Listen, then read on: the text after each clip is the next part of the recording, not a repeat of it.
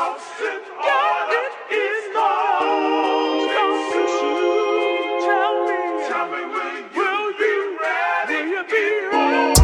out the bottom, I count a whole lot of young gonna work millions of dollars. I asked out the charm, my little bitch a model. She made a few things off of followers. You wanna on tour, a BP the charter. Living a criminal title. Ain't no more worries, I'm up at it early. Young niggas tryna figure out the problem. The dirty 30, I hit it like Curry. They hit me, I don't even holler. These niggas songs sloppy. Niggas ain't gon' stop me. Switch out my cars and my addy, my family straight, and that's all that matter. Stacking them rest and then saving, put back for whatever, whenever it happens. I put my trust in my paper, I'm walking through straight, I don't see no one else. No, it ain't low in this route. Simmons is better missteps. Stay ready, I'm already prepped. Undefeated, I feel like the champ. 3. You are now tuned in to KO Universe Sports Journeys podcast, where we are talking about stories of overcoming. We're looking at a deep look at journeys, sports journeys in particular, but more specifically speaking is my story. And for those who are tuning in for the first time, my name is Kevin Organ. I want to welcome you to this podcast, welcome you to my channel. I am a wide receiver coach. I'm a wide receiver specialist. Work with a lot of athletes. Developing wide receivers is what I do. And I'm also a podcaster. And so if you're tuned in, this is my first ever podcast. I let the first episode let it be known that, hey, I'm not a big talker. And so this is different for me. This is way out of my comfort zone, but that's where I live. I live out of my comfort zone, and fighting through adversity, I'm no stranger to that. And you are about to find out more about that. So we're taking an in-depth look at my story from beginning to end. Last episode, we talked about the beginnings, where it all started, where I started playing. If you missed it, I started playing for Carlington Cougars. I'm from Pittsburgh, Pennsylvania. And so Carlington is a team in Pennsylvania. And for me, it was a pretty big commute for where I was from. But this episode, we're going to talk about some of the next teams I played for. So I played for 3 little league teams growing up. And today I'm going to give you a little more backstory on why those changes happen and a little bit more about my personal life then and some of the things that I went through, some of the adversity I fought through while pursuing my dreams of football as a young kid. So we'll get into that. Again, I want to thank everyone for subscribing to this channel, all my subscribers. I want to thank everybody on whatever platform you're listening to this podcast. I want to say thank you. Thank you for your support. Thank you for tuning in to every episode.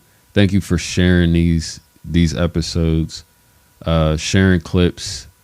However you made it to this channel, made it to this podcast. If this is your first time, I appreciate you.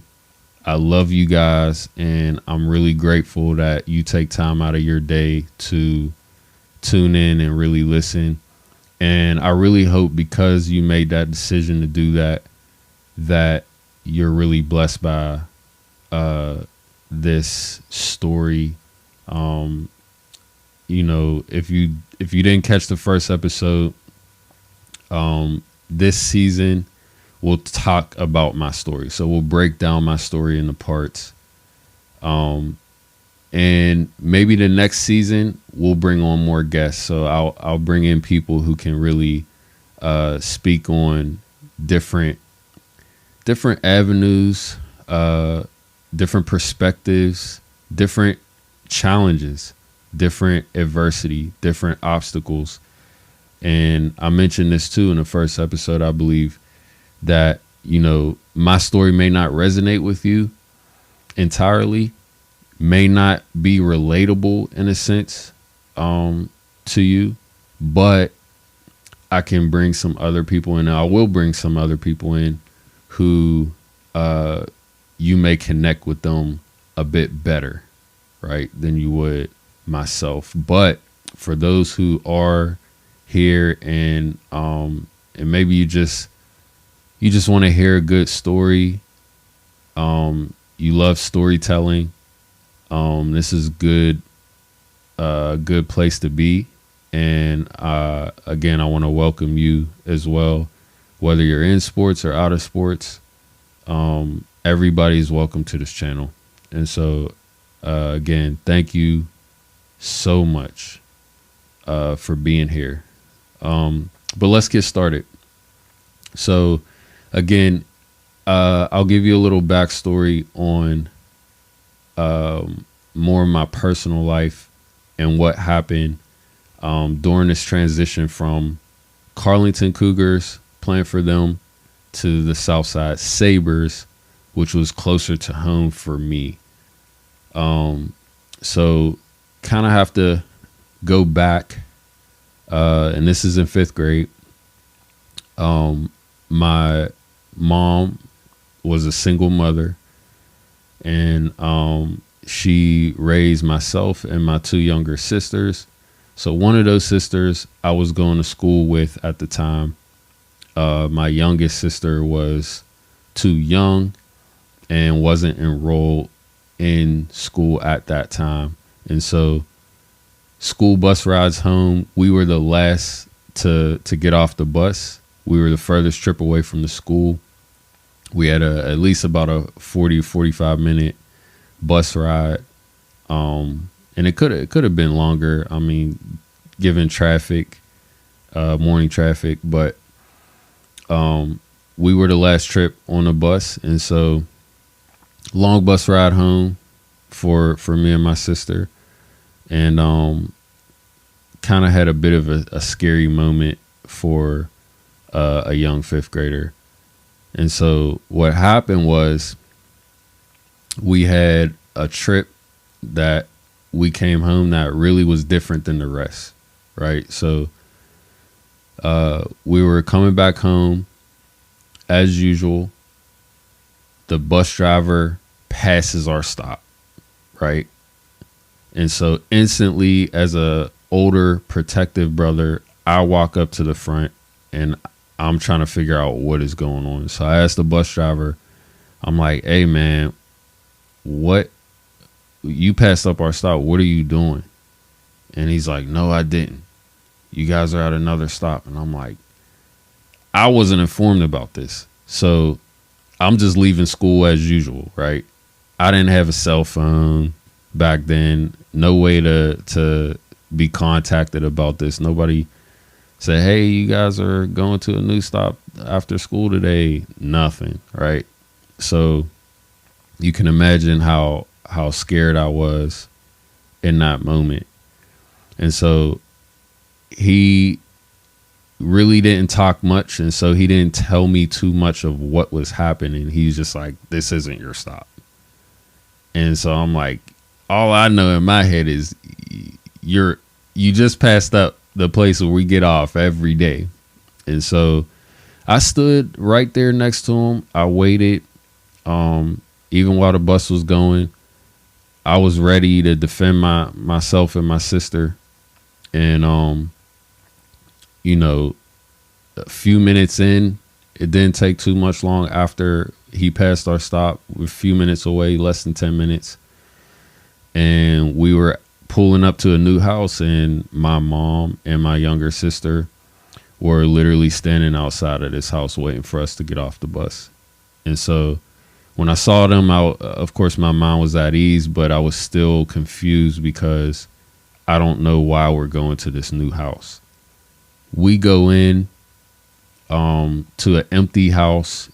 It was bare, no furniture, just boxes, and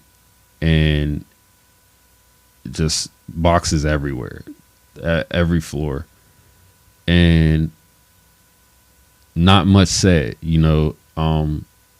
Looking back now, I understand what my mom was going through, understood why things played out the way they did. But a young fifth grader at the time, I just didn't know what was going on and wondering what happened and why are we in this new place. And so as time progressed, I started to realize, okay, I think my mom left my dad because he's not here with us, and not sure why, but I don't think he's coming back.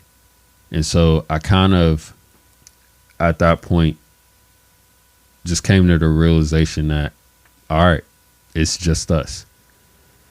And so that led me to, down the line, as the weeks and the months and the years progress, it gave me a different perspective and a different outlook and a different approach as a fifth grader, a sixth grader, seventh grader. Instead of being a kid, I'm thinking about, man, I gotta help do laundry. I gotta help grocery shopping. I gotta, help pick up this and medicine. I gotta help get my sisters here. And, even things like, catching buses, catching trolleys, to different places to help my mom, with daily tasks, weekly tasks, and, being the one to hold the key, for the house, and, having to be a leader, having to really step up and take on more responsibility than your average kid. Now, was this my mom's fault? No. Was my mom a bad mother? No. She was doing the best that she could. She was working a full-time job, trying to support her kids, trying to do that alone. And, me as a natural born leader, I just wanted to step up and try to fill in the gaps. Was it a lot of responsibility? Was it a lot more in my brain? Along with the trauma? Yeah, it was.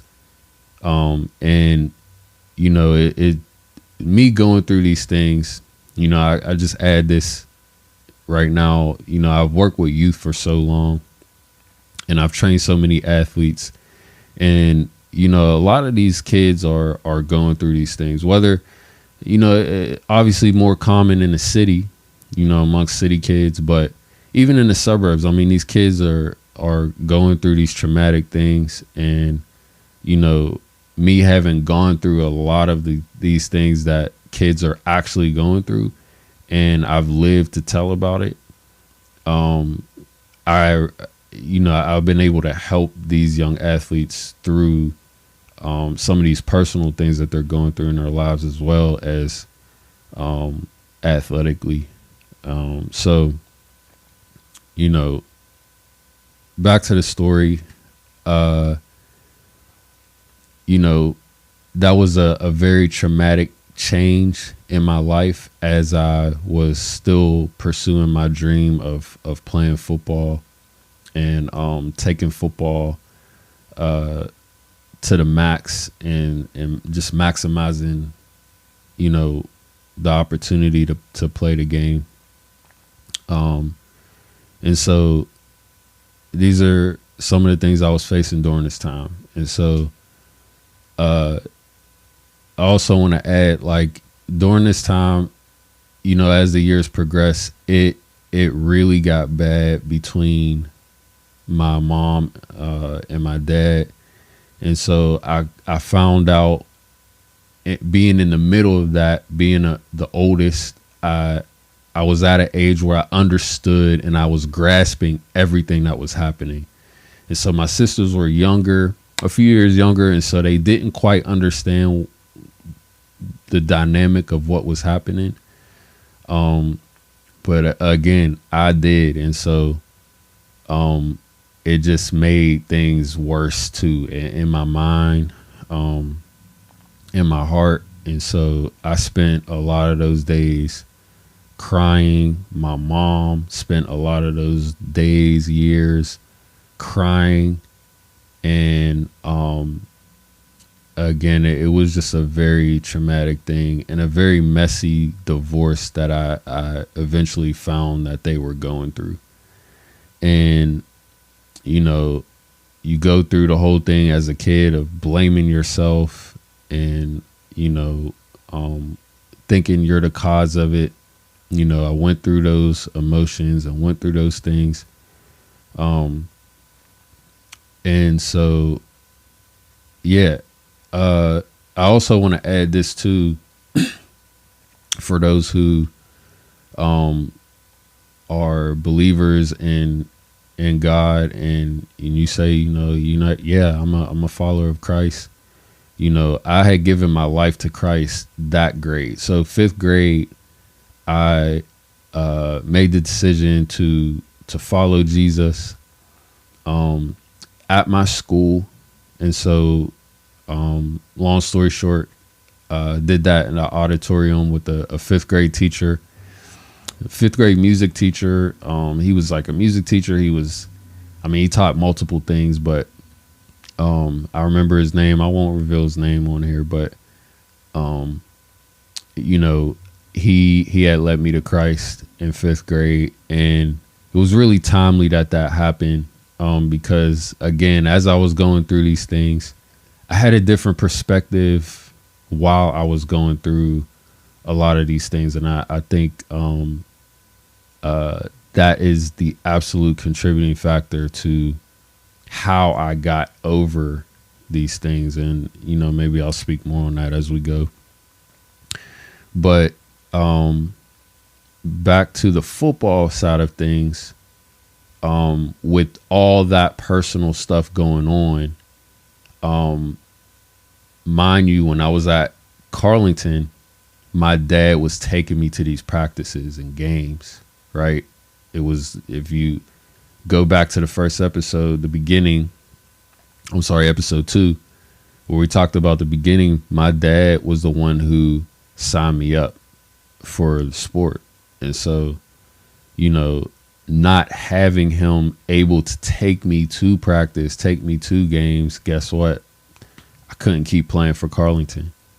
And so we had to look for a team that was local, that was closer to home for me, and that was Southside. I don't know how many miles the practice field, the practice and game field was from my house, but this is where my commitment to the game really showed, because I used to walk to practice, because obviously, you know, at this point my dad wasn't in the picture. I had to walk there and back to practice, and I'm telling you right now, I don't know exactly how many miles. Maybe I'll figure that out to give you guys maybe some better perspective on it for those who are like really detail oriented and numbers driven, and you like to know the exact distance. I apologize, I don't have that information for you right now, but this was a far walk for a young kid. I can promise you that. Like when I make that drive nowadays from that practice field to my mom's house, it is so far. Like it is literally, it's like a 8 maybe close to 10-minute drive. And so on foot, in Pittsburgh, if you're from Pittsburgh, you know there are so many hills in Pittsburgh. Hills. The hills have hills. All right. And so there are a lot of back roads, one ways, just a ton of hills. So, man, the commute was no longer in a car; it was on foot. But I tell you right now, I made every practice, I made every game. I took it upon myself to keep going. I think for me, last episode I talked about football being so much deeper than just a game. This was an outlet to me. Football was an outlet to me. So as I was going through these personal things, football was such a way to get away from all the hard stuff that I was going through and the pain that I was feeling. And so, when you hear, for those who may not understand, why does football mean so much to these guys? There's a lot of athletes. When you come to find these athletes' stories and maybe the personal things that they're going through, you'll understand a little bit more why the sport means so much to them. And including myself, I was that kid. So football, like I said in the last episode, was life for me. And for some of you, maybe you didn't play any sports, but you have a hobby that you just can't stop doing. You have to do it, and I think it'll help you kind of understand if it doesn't make sense now. If you're the type that I have to go golfing every Saturday, I have to go golfing. It's a part of my weekly routine, or maybe you do it a few times a week. And so if you kind of see it through that lens, you'll understand the importance of the game, in a person who sees it the way that I saw the game, right, of football as being an outlet. But yeah, the walk was hard, especially when it was getting colder. Those colder months, when you get late into the season, start walking in snow, freezing cold. And I was committed. But I think that football provided for me an outlet, and it helped me make this walk. And again, I wish I could I wish I had the details on that. And I may pop it up on the screen and just kind of show you the mileage, the trip on foot. And maybe that'll help give you a little bit more perspective. But I'm telling you, that trip, when I drive past there every time, being an adult, I'm like, how did I do that? How? And one must love the game to make a walk like that, or eventually I got a bike, and I used to ride my bike to and from practice and games. And so I played for Southside for a while, and that was actually when I made the switch from running back to wide receiver. And I remember there was a certain practice we had, and I was just shooting up. I was getting really tall, and I was one of the tallest on the team. And I remember my coach was like, we like you at running back, but you're way too tall. And they're like, we're gonna put you at tight end, because we only, youth league typically 2 wide receivers, right? Obviously that's changing as the game is evolving, with some offenses, but passing isn't a commonality in youth sports, right? The running back is usually the superstar. Quarterback is usually the superstar. And so they moved me to tight end / receiver, and I absolutely loved it. And I thought I loved running back, but for me, the receiver position was even better than that, because I'm like, man, like, not only do I get to use my speed, I get to run past people, but I can still get the ball. For me, I just wanted the ball. And I can still get the ball, still do running back things, but now I add a different, I get to add a different piece to it of running routes, right? Which I didn't know how to do. And so, had some pretty good coaches there. It kind of showed me how to play the position, and really grew into playing more tight end and wide receiver. And I just grew in love with the position very fast. And so grew out of the running back position into the wide receiver tight end position.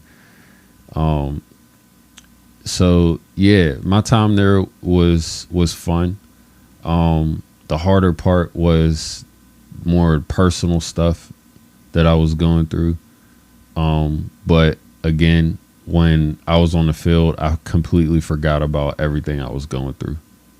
And that was a part of the reason why I even got through that thing, was just being able to play the game. And I told you last episode, like, man, I love the contact. I love being out there. I really enjoy every part of the game. Even though it's tough, you get knocked down.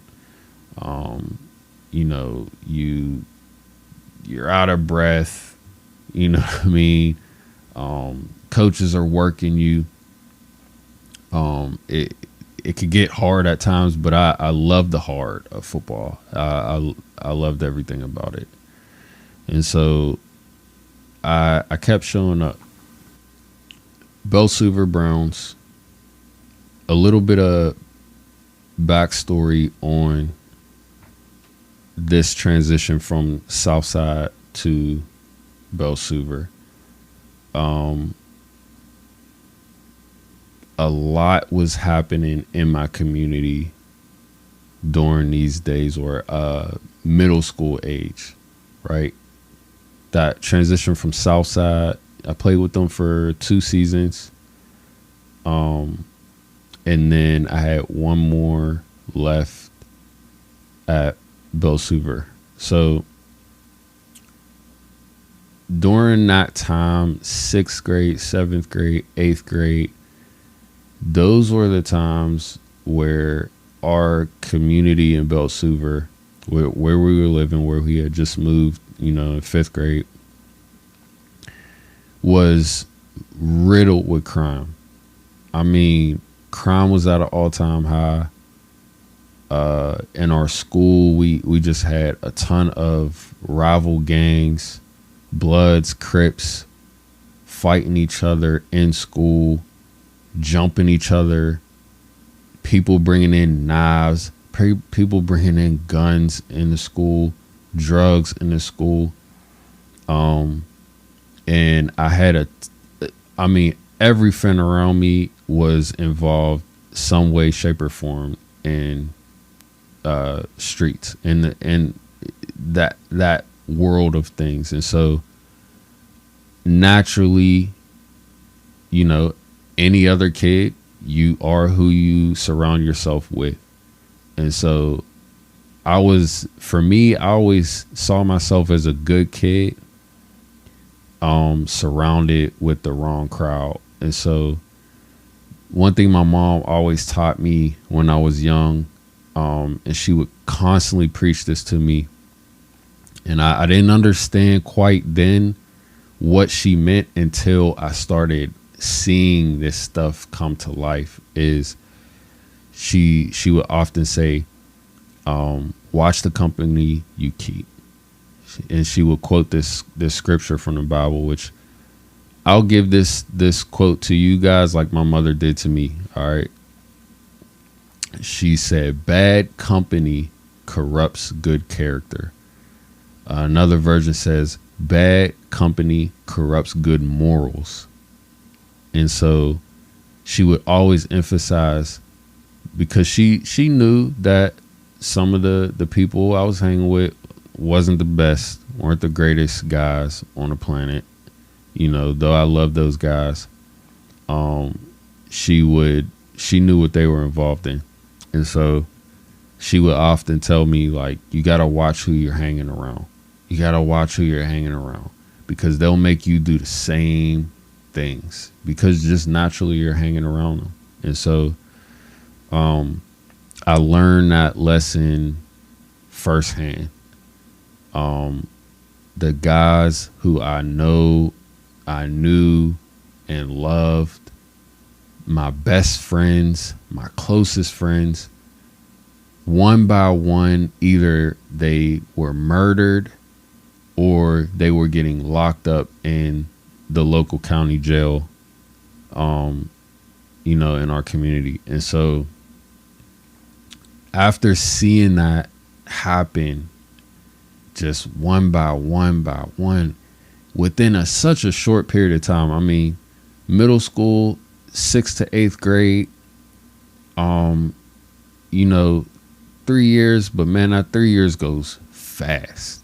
And so, again, a lot of this stuff was happening at an all-time high. And I think at one point we were leading Pittsburgh in crime rate, and Homewood, there's some other places around PA. I know the PA natives can speak on this. Those who are really into stats and numbers, man, like, there's some rough areas, but at around that time we were leading it, man. We just had a period where it was just out of control. And the feud between St. Clair Village and Belsuver was it was insane. And if you know, if you are from Belsuver or you are from St. Clair, you can understand everything I'm saying right now. If you don't know and you're not from there, it's Belsuver and St. Clair are very small. All right. So, we didn't often get coverage when a lot of these things were happening. And I'm talking about media coverage. We were so small, and so, but there was so much happening. And if you lived there, it could be a nightmare sometimes. And again, man, like, during this transition from Southside to Belsuver was tough, because I lost a lot of friends, and that was hard for me to see guys who you play with, see guys who you go to school with. You're with them one day, and then the next day they're gone. The next day they're on the news. The next day you're like, I just talked to him.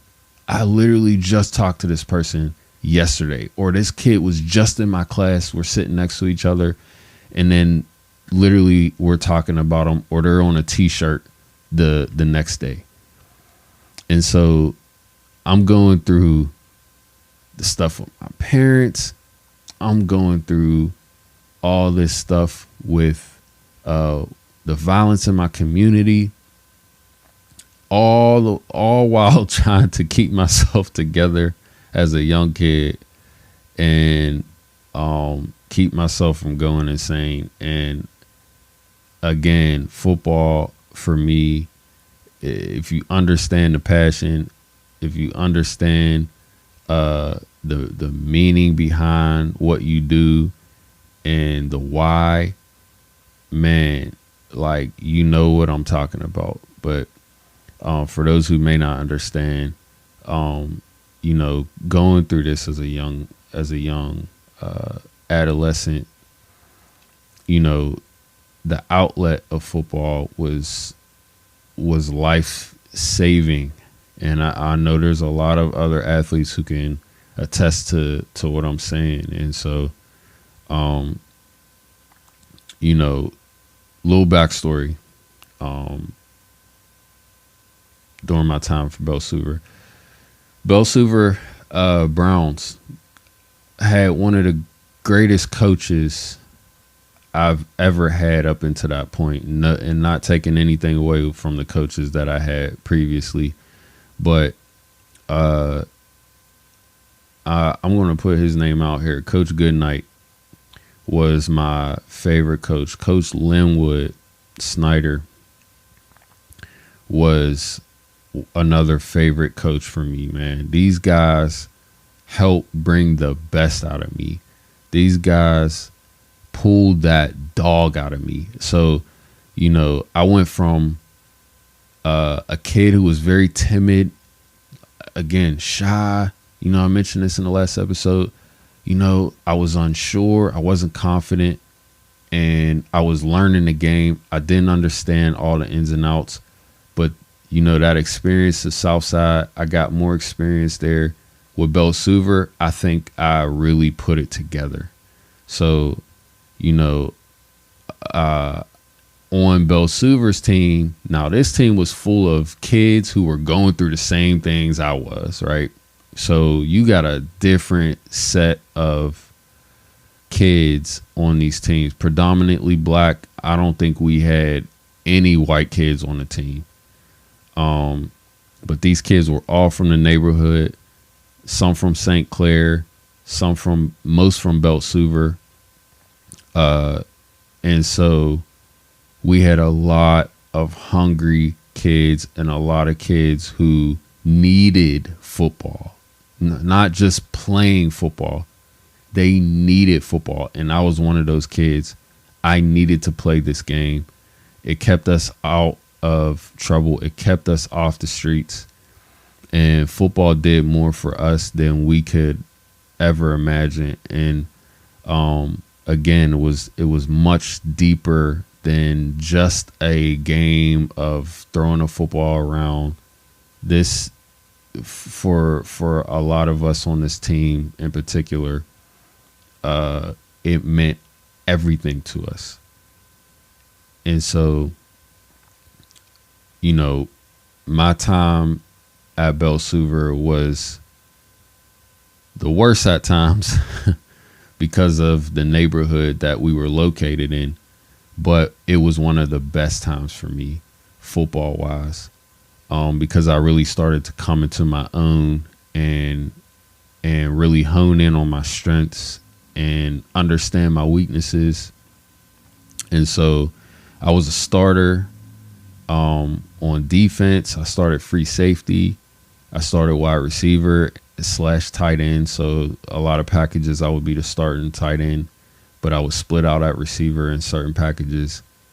I also started kick return and punt return. I think coaches really understood that that speed was my strength. And so,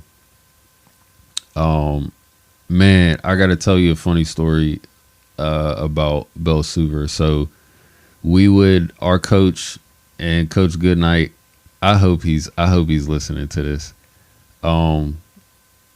He used to do this race, and he would say, "All right, who's the fastest in Belsuver?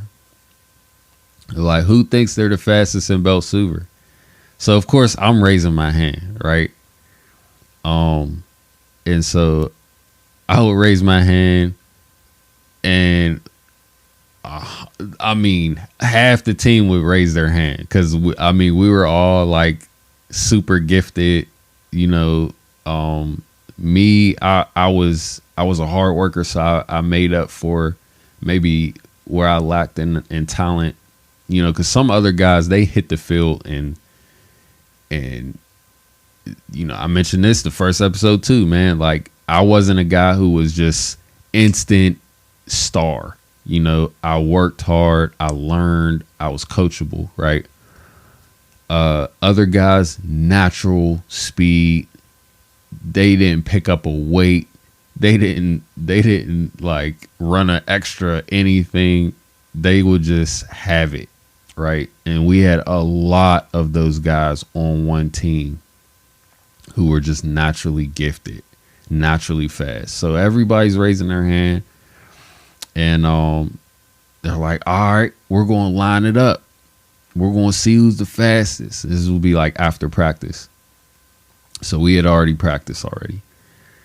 And coach would like, ready, set, go. And we just do, I mean, I think it would be like at least 50 yards through the goalpost, and to see who was the fastest. And man, you're probably wondering like, well, who won? Yours truly. All right. So yes, I would win every single time coach did this. Every single time we had maybe new guys who came on the team, and they're like, who thinks they're the fastest on the team?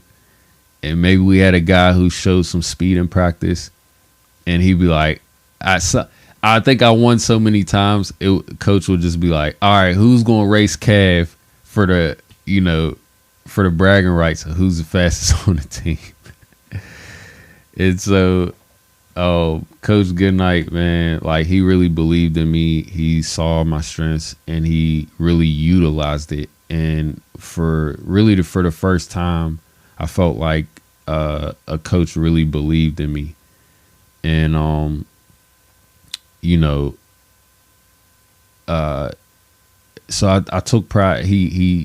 I took pride in my speed, and he noticed, you know, the gift of speed that I had. And so playing kick return, punt return was very natural for me, and playing receiver as well, being one of the tallest on the team. You know, I could catch okay. I wouldn't say my hands were amazing then. Again, I was still growing, and as an athlete, I would say I was a late bloomer. And you know, I picked up as I went. I got better as I went. And you know, I worked hard, and so my effort on every play was the same. I was giving it everything I had. So yeah, we had a lot of good times in Bell Super, but we had, again, some really darker times. One in particular that I'm thinking about is a certain practice we had. We were almost toward the end of practice because I had taken my stuff off. I think I was on the older team, and so the older team finished and the younger guys were still practicing, so they were wrapping it up soon.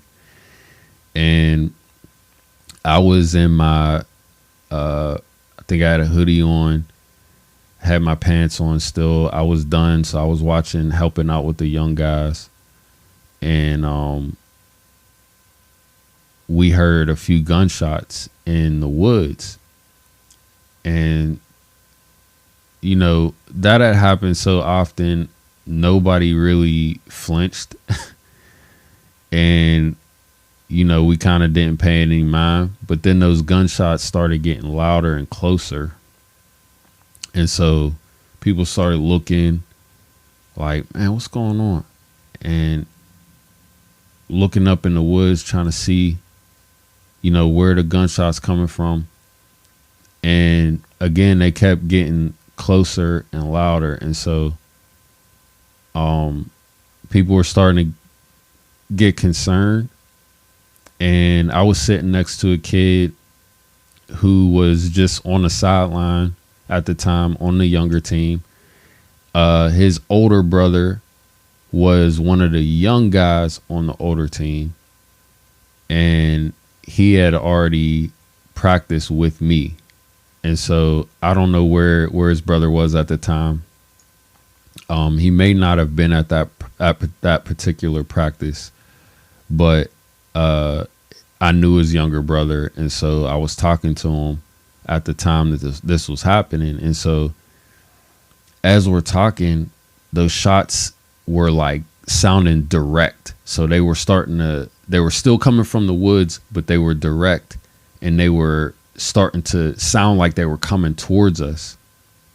And so we're like looking up, we're like, oh man, what is happening? So the next thing I know, this young kid, I won't reveal his name, he's sitting right next to me, as close as this beautiful logo here. All right, the brand. This kid is standing next to me, very close, and he starts saying, man, I'm shot. And I looked at him. I'm like, man, don't play around like that, man. Like, you know what I mean? Like, stop playing. And he started crying. He's like, I'm shot. I'm like, what? And at the time, the gunshot stopped. But I looked down, and he's holding his hip, and there's blood all over his hand, all over his plant. So I'm like, oh man. So I call out for the coach. I'm like, coach, like he's hit. Coaches look, they seen the blood like running down his leg. So they're like, everybody run. So we're all running up the hill, up to the sidewalk, trying to run behind the cars because the shots start firing again. And so we're all running, just pinned behind these cars, trying to stay out of the line of fire. And I just remember, like, I can't believe we're going through this right now at a football practice. And it really, in hindsight, that described the nature of the environment that I was around, but all of us were around, and how the streets and football clashed even still. So I never seen that happen before to that degree. I knew what was happening in the streets, but I've never seen the streets and our football team, our local football team, clash like that. And this didn't happen just in our community, but other communities as well during this time. I was literally with my daughter today, and we took a walk past a football field that I used to play at during this time when I played for Bell Super. We played Hazelwood, and we were literally walking past, and I literally had her go the long way so that I could show her, hey, Daddy played right here at this field, and the last time I was here, someone got shot at the game. We had to stop the game and cancel the game for the day. And of course my daughter's like, what? Like, that doesn't make sense. But yeah, it's just crazy, walking past there. Just today, we were at a birthday party, and literally right by the place that we used to play them at. And so I remember that as well. This was a commonality then for our community, and during that time it was just really hard, man. And that's tough when all you want to do is play the game, but this stuff spills into the football community as well. And that was really my first time experiencing that again to that degree, which was another hurdle for a kid who was taking football seriously and really wanting to make something out of it. It's like, man, but this is all I had. I didn't have another team to go to. And this was the closest place for me. I had to walk back and forth from practice then. Commute was shorter. It was closer to home, but walking home, you got to keep your head on a swivel, obviously. And so, even though it was a shorter distance, it was more dangerous, walking back home late at night from practice. And so, just a lot of adversity then, with playing the game. So, but again, football during this time was fun.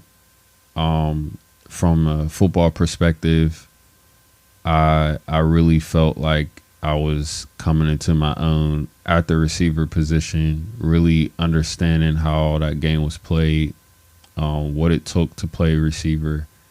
And I had success playing free safety as well. Like, I had a lot of interceptions, would run them back with just the ability to return punts and kicks. But really came into my own as a wide receiver. And that was probably one of the monumental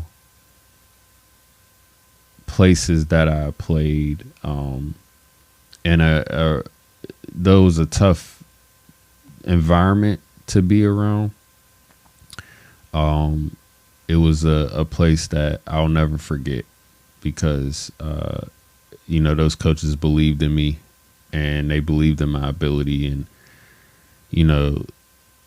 that was hard to come by, but it was also very appreciated. And those are some of my favorite coaches to this day. They really push me, and really helped me come into my own as a player and as a person. So yeah, that's really all I had for episode 3. I really wanted to talk about my time at Southside and my time at Belsuver. If you guys are enjoying these episodes, man, hit the like button. If you're really looking forward to these things, hit that notification button. If you're really just into these things, man, I hope you're subscribed. If you're not, subscribe to this channel. Follow. You can follow my business page at KO Universe _. And yeah, just keep tuning in with us here. Keep following the page. Keep supporting the page. All your support helps. I I always appreciate, man, those who appreciate me. And you know, but thank you to everyone out there. Thank you if you're watching this. I hope this was a blessing to you. Hope this was helpful for you, and I hope you tune in again. I'm out. Peace.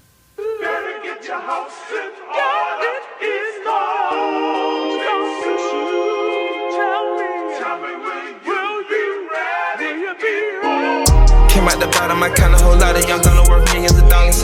I asked out the charm, my little bitch a model. She made a few things off of following. Your one on tour, a beauty the child. Living a cool title. Ain't no more worries, I'm up at it early. Your niggas tryna figure out the problem. But 30-30, I hear like Curry, they hear me, I don't even holler. These niggas songs flop. Niggas ain't gon' stop. Switch out my cousin, my 80, my family straight, and that's all that matter. Stacking them rest and then saving, put back for whatever, whenever it happens. I put my trust in my faith, when I'm walking through straight, I don't see no one else. No, it ain't long this route. Simmons and better missteps. Stay ready, I'm already prepped. Undefeated, I feel like a champ. My bitch love the hunters, we fucking get money, she turning my tongue to a champ. You did it, I done it, you know how it coming. You don't wanna show them what the world. Go pick up a bag in this way across the country and light up that smoke in the air. Bitch is so trim, I treat her like my twin when I shop and I pop out a pair.